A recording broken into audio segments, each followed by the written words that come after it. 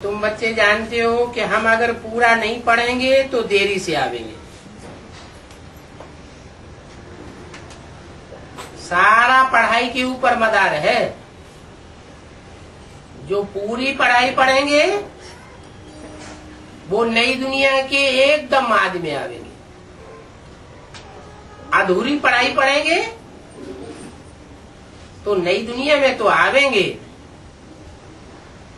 लेकिन मध्य में आवेंगे। पूरा ज्ञान बुद्धि में होगा तो पूरा 84 जन्म लेंगे। अधूरा ज्ञान बुद्धि में होगा तो अधूरे जन्म लेंगे। आत्मा फिर अनुभवी नहीं कही जाएगी। अनुभवी वो जो ऑलराउंड पार्ट बजावे। सारा मदार पढ़ाई पर है। हम बाबा के बच्चे हैं तो हम नई दुनिया में क्यों नहीं जावेंगे? हम पुरानी दुनिया में क्यों आवे? वो धर्म पिताएं बाबा के बच्चे नहीं बनते। बाबा माना क्या? साकार और निराकार दोनों को मानने वाले नहीं बनते हैं। वो बाबा को नहीं मानते। क्या? बिंदु बिंदु आत्माओं के बाप सुप्रीम सोल को मानते हैं लेकिन बाबा को नहीं मानते। इसलिए वो पुरानी दुनिया में आते हैं। कौन? धर्म पिता। इब्राहिम, बुद्ध, क्राइस्ट, गुरु नानक, ये सब पुरानी दुनिया में आते हैं। क्यों आते हैं?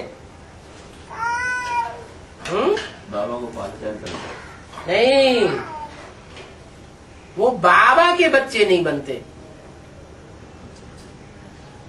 बाबा के बच्चे ही नहीं बने तो किसके बच्चे बनेंगे? और रावण के ही बच्चे बने ना, तो रावण की दुनिया में आते हैं। अभी तुम बच्चे जानते हो कि दिन प्रतिदिन कलाएं कम होती जाती हैं। क्या? इस सृष्टि में, सृष्टि रूपी वृक्ष में जब से पहला पत्ता जन्म लेता है तब से लेकर के और 5000 वर्ष के ड्रामा में चौथी अवस्था का अंत आते आते कलाएं कम होती जाती है। कलयुग में कलाहीन बन जाते हैं। तो ये बात तुम्हारी बुद्धि में है कि नई दुनिया में 16 कला संपूर्ण, और दुनिया जैसे जैसे पुरानी होती जाएगी वैसे वैसे कलाएं कम होती जाएगी। कलाहीन बच्चे पैदा होते जाएंगे। तो हम क्यों न नई दुनिया में जावे? बाप आकर के हमको नया ज्ञान देते हैं। नए ज्ञान से नई दुनिया की स्थापना करते हैं। तो सारी की सारी नई नई जानकारी हम क्यों न लेवें?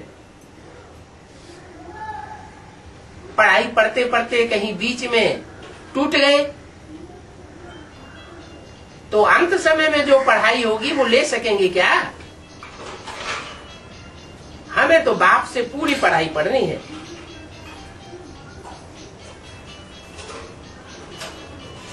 ये भी जानते हो कि दुनिया में नई चीज तो सब पसंद करते हैं। क्या? नई चीज तैयार होती है तो उसकी वैल्यू ज्यादा होती है। सब चाहते हैं हमको नई नई चीज मिले।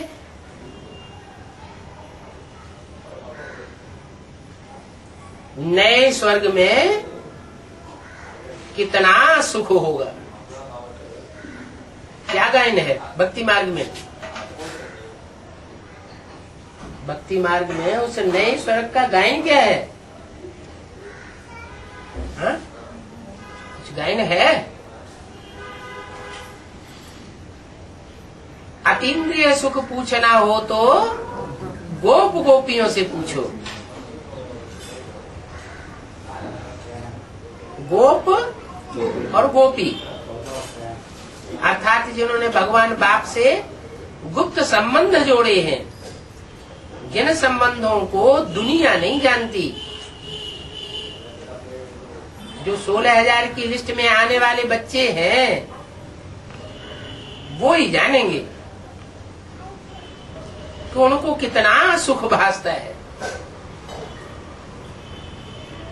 वो सुख कैसा होता है? दुनिया में जो सुख होते हैं 5,000 वर्ष की दुनिया में, वो तो उतरती कला के सुख होते हैं। राधा कृष्ण जब से जन्म होगा तो उनका सुख कैसा होगा? उनका सुख चढ़ती कला का नहीं होगा, और तुम्हारा सुख दिन प्रतिदिन चढ़ती कला का होगा। नए स्वर्ग में सुख ही सुख बढ़ता जाता है, दुख का नाम निशान नहीं होता। उसको कहते हैं चढ़ती कला तेरे बहाने सर्व का भला। तो अब फिर पुरानी दुनिया को संपूर्ण भूलने से तुम संपूर्ण नई दुनिया में चले जाएंगे। पुरानी दुनिया, पुरानी देह, देह के पुराने संबंध, पुराने रीति रस्म रिवाज चलन, इस पुरानेपन को जितना भूलते जाएंगे उतना उतना तुम नई दुनिया का झाड़ सामने अनुभव करेंगे। भगवान बात है कि मैं तुमको राजाओं का राजा बनाता हूं। क्या मनुष्य जो भी पढ़ाई पढ़ाते हैं, कोई मनुष्य ये नहीं कह सका कि मैं तुमको राजा बनाता हूं, राजाओं का राजा बनाता हूं। सब आधीन बनाने वाले। मनुष्य मनुष्य को क्या बनाता है? स्वाधीन बनाता है कि आधीन बनाता है? सब आधीन बनाने वाले। इस सृष्टि पर एक ही तुरीय आत्मा ऐसी आती है जो सबको स्वाधीन बनाती है। स्वाधीन माने राजा, पराधीन माने प्रजा। बाप आकर के राजाओं का राजा बनाते। ये पढ़ाई है राजाओं का राजा बनाने वाली, महाराजा बनाने वाली पढ़ाई संगम युग की पढ़ाई है। और कोई युग में ये पढ़ाई कब भी कोई पढ़ाता नहीं है। सतयुग में भी नहीं पढ़ावेगा, त्रेता में भी कोई ऐसी पढ़ाई नहीं पढ़ाता।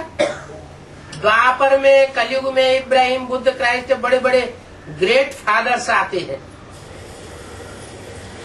इतनी बड़ी बड़ी जनरेशन के ऊपर कंट्रोल होता है उनका। क्राइस्ट के फॉलोअर्स इस समय 100-150 करोड़ से भी ऊपर है। 500 करोड़ की दुनिया में 150 करोड़ से ऊपर फॉलोअर्स क्राइस्ट के ही है। इतने महान फादर्स, वो भी कोई को राजाई का वर्षा नहीं देते, खुद भी आधीन होते जाते और अपने फॉलोअर्स को भी आधीन करते जाते। इसलिए बाबा कहते हैं कि क्राइस्ट इस समय कहाँ होगा, क्या करता होगा? इतना महान जनरेशन इतनी बड़ी जनरेशन का मालिक, उसकी हालत इस समय क्या होगी? बैगर रूप में कहीं भीख मांग रहा होगा।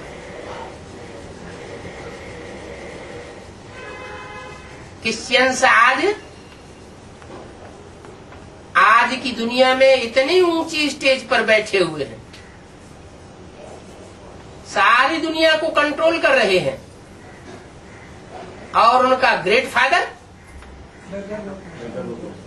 क्रिश्चियन से ही भीख मांग रहा है, तो खुद ही कितना अधीन हो जाता है। वो स्वाधीन कैसे बनाएगा? कोई भी धर्म पिताएं राजा बनने की पढ़ाई नहीं पढ़ाते हैं, सब पराधीन बनाते हैं, खुद भी पराधीन बनते हैं। एक सुप्रीम सोल बाप ही है जो सबको स्वाधीन बनाता है। कम से कम एक जन्म की स्वाधीनता सबको मिलती है। जिसे कहते हैं सद्गति, दुर्गति नहीं। भगवान बात है, मैं तुमको राजाओं का राजा बनाता हूं, तुम इस बात के अनुभवी हो कि संगम युग में हमें ये राजाई प्राप्त होती है। दुनिया तो संगम युग को नहीं जानती है।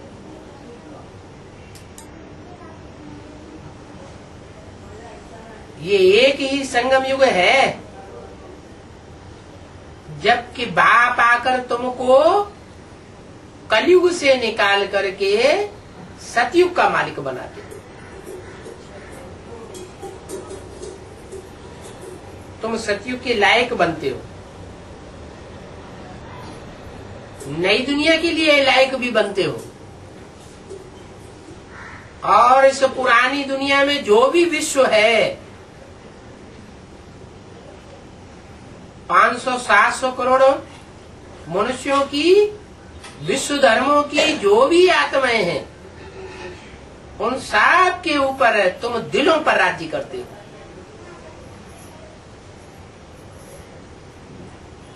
तो ये लायकात पाने के लिए मूल बात है योग से पावन बनना है। योग माना याद। किसकी याद? एक बाप की याद। और आप भी विचारी याद। जिनकी जितनी पक्की प्रीति जुटी हुई होगी उनको उतना याद आवेगा। बाप को याद करना ये कोई बड़ी बात नहीं है। कहीं भी बैठे रहो, बाप को याद करते रहो।